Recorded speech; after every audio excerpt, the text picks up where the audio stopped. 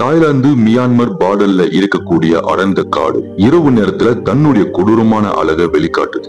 அந்த காட்டுக்குள்ள இருந்து 3 நாளா யாரோ அலறக்கூடிய சவுண்ட் கேட்டுக்கிட்டே இருந்தது. மிஸ்ட் நிறைந்த காற்றும் இரவாடி ஆந்தைகளுடைய அலறல் சத்தமும் அமைதி நிறைந்த இந்த காட்டோட சூழ்நிலையை மேலும் பயங்கரமா மாத்துது. இந்த கொடூரமான இரவின் நிழல்ல கிராமத்தை சேர்ந்த மக்கள் கையில விளக்கை ஏந்திக்கிட்டு இந்த சத்தம் எங்கிருந்து வந்ததுன்னு தெரியாம தங்களுக்குள்ளேயே முணுமுணுத்து பேசிக்கிட்டே தேடி போய்கிட்டு இருக்காங்க. அப்போதான் அந்த சத்தம் கேட்டது. பயந்து போன கிராமத்தை சேர்ந்த ஒருத்தன் குரல் நடுங்க சொன்னா, ஒவ்வொரு ராத்திரியுமே இதே காட்டுக்குள்ள இந்த பக்கத்துல இருந்தா இந்த சத்தம் கேட்டுக்கிட்டே இருக்குது. எனக்கு நம்ம சந்தேகமா இருக்குது. இதை கேட்ட இன்னொரு கிராமத்தான் சொன்னா, இந்த காட்டுக்குள்ள சபிக்கப்பட்ட பழைய கிணறு ஒண்ணு இருக்குதுப்பா. அங்கதான் ஆசைகள் நிறைவேறாத ஆவி ஒண்ணு சுத்திக்கிட்டு இருக்குன்னு கேள்விப்பட்டேன். எனக்கு என்னமோ இந்த சத்தம் அந்த ஆவியோட அழுகுறல் சத்தமா தான் இருக்குமோன்னு சந்தேகமா இருக்குது. இதை கேட்ட 3வது கிராமத்தான் சொன்னா, பேயோ வேற எதுவோ நமக்கு எதுக்குப்பா வம்பு, பேசாம போய் போலீஸ்ல சொல்லிடலாம், அதை அவங்க பாத்துப்பாங்க. அடுத்த நாள் காலையில போலீஸ் டீம் ரெஸ்கியூ உபகரணங்களோட அந்த காட்டுக்கு வந்து சேருறாங்க. ஆனா அந்த காடு பகல் நேரங்கள்ல கூட வளர்ந்த மரங்களோட நிழல்களால இரவை விட படு பயங்கரமா காட்சி அளிக்குது.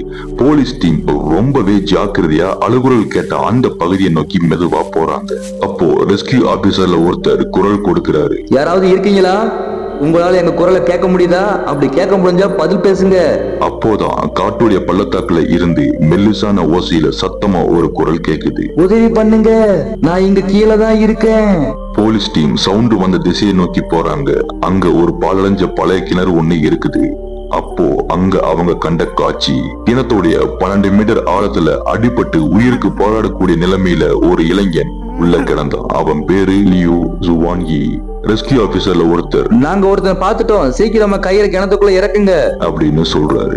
உடல்ல பழமே இல்லாத நிலையில இருந்த லியோ ரெஸ்கியூஸ் கயிறை கட்டி மெதுவா தூக்கும் போது ரெஸ்கியூஸ லியோ பிடிச்சு தொங்கிக்கிட்டே மேல வந்தான். அப்போ லியோ சொல்றான், 3 நாளா தண்ணி சாப்பாடு இல்லாம கொஞ்சம் கொஞ்சமா இந்த கிணத்துக்குள்ள செத்துக்கிட்டு இருந்தேன்.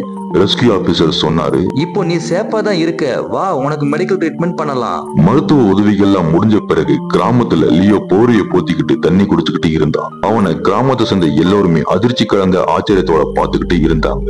அப்போ கிராமத்தான் ஒருத்தன் கவலையான முகத்தோட, அதிர்ஷ்டவசமா இவன் உயிர் பொழைச்சுக்கிட்டான், அடுத்த தடவையாவது வித்தியாசமா சத்தம் கேட்டா உடனடியா போய் ரிப்போர்ட் செய்யணும். ராத்திரியில கேட்கிற எல்லா சத்தமுமே ஆவிக்கிட்ட இருந்துதான் வருதுன்னு அர்த்தம் இல்ல. சோ அத்தாரிட்டிஸ் என்ன சொல்றாங்கன்னா, ஃபாரஸ்ட் பார்டரை கலக்கக்கூடிய முயற்சியில ஆக்சிடென்டலா லியோ கிணத்துக்குள்ள விழுந்திருக்கலாம். இப்போ லோக்கல் அத்தாரிட்டிஸ் அந்த ஏரியாவை மெஷர் பண்ணி இனிமே வேற யாருமே விழுந்துடாத வகையில அந்த கிணத்தையும் அந்த பார்டரையுமே மூடி சீல் பண்ணிடுறாங்க.